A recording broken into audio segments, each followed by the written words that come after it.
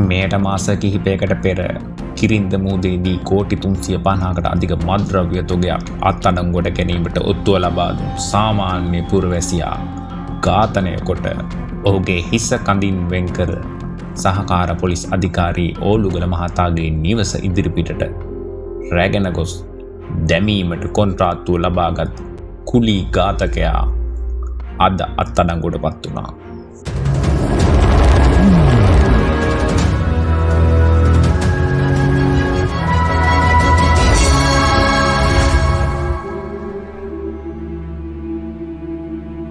පසුගිය වසර අග කිරින්ද මුහුදේ කෝටි 350කට අධික මත්ද්‍රව්‍ය තොගයක් අත්අඩංගුවට ගැනීමට හැකි වූ බව ඔබට මතක ඇතැයි සිතමි.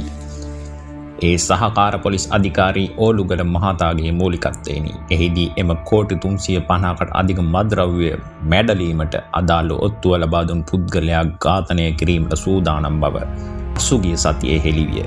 එහිදී හෙළි වූයේ යුද හමුදා සමාජිකයෙකු ඔත්තුකරුවෙක් ලෙස ඔහුගේ නිවසට යවා ඔහුගේ සියලු තොරතුරු ලබාගෙන ඇති අතර පාතාල කලි නායකයා තමාගෙන තොරතුරු හොයන බව දැනගත් එම ඔත්තුකරු ප්‍රදේශයෙන් පලා ගොස් ඇති බවද පසුව හෙළිවිය. යුද හමුදා බුද්ධ්‍යංශ සමාජිකයා ඔත්තුකරුගේ නිවසට ගොස් ලබාගත් තොරතුරු පාතාල නායකයාගේ අනුදැනුම ඇතිව ලබාගත් බවත් ඉන් අනතුරු එම තොරතුරු පාතාල නායකයා වෙත ලබා දී ඇති බවත් හෙළි වුණි. පාතාල නායකයා සූදානම සිට ඇත්තේ ඔත්තුකරු මරා දමා හිස කඳින් වෙන්කර ඕලුගල මහතාගේ නිවස ඉදිරිපිටට ගොස් දැමීමටයි. මෙසේ මීට මාස කීපයකට පෙර දකුණු පළාතේ සිදු කළ එම දැවැන්ත වැටලීමෙන් කෝටි 312කට අධික අයිස් මත්ද්‍රව්‍ය තොගයක් අත්අඩංගුවට ගැනීමට හැකි වූ අතර මෙයට අදාළ ඔත්තුව ලබා දී තිබුණේ සාමාන්‍ය පුරවැසියෙක්.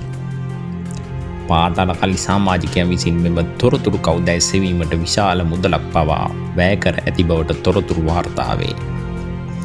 මෙහිදී වඩාත්ම බරපතල තත්ත්වය වන්නේ දැනට සේවයෙන් යුතු යුද හමුදා බුද්ධ්‍යංශ සෙබළකු එම තොරතුරුකරුගේ නිවසට ගොස් ඔහුගේ දුරකථන අංක හැඳුනුම්පත් විස්තර හා ලේ වර්ගය පවා ලබාගෙන ඒවා පාතාලය වෙත ලබා දී තිබීමයි. ලැබී ඇති තොරතුරු අනුව ඩුබාහි සිටින පාතාල කලි සමාජිකයෙකු විසින් අදාළ තොරතුරුකරු පැහැරගෙන ගොස් ඝාතනය කිරීමට සැලසුම් කර තිබී ඇත. එම සැලසුමට අනුව ව්‍යාජ පොලිස් ජීප්‍රත්‍යක් සාදා තොරතුරුකරු පැහැර ගැනීමටත් ඔහුව ඝාතනය කර ශරීර කොටස් කපා සහකාර පොලිස් අධිකාරී ඕලුගල මහතාගේ නිවස ඉදිරිපිටට දැමීමටත් උන් සැලසුම් කර ඇතැයි වාර්තා වේ. එම ක්‍රියාවේ ප්‍රධාන අරමුණ වී ඇත්තේ මත්ද්‍රව්‍ය ජාවාරමට එරෙහිව ක්‍රියා කරන පොලිස් නිලධාරීන් හා තොරතුරුකරුවන් තුළ දැඩි භීෂණයක් ඇති කිරීමයි. මේ අනුව අද දින එම ඝාතන කොන්ත්‍රාත්තුව ලබාගත් පාතාල සමාජිකයා අත්අඩංගුවට පත්විය. එහිදී ඉතා වැදගත් කරුණු රැසක් මේ වනිට අනාවරණය වෙමින් පවතින බව සඳහන් වේ. ඔහුගෙන් දීර්ඝ ලෙස ප්‍රශ්න කරමින් පවතින අතර ඒ පිළිබඳ අපි තොරතුරු ලද සැනින් වාර්තා කිරීමට බලාපොරොත්තු වෙමු.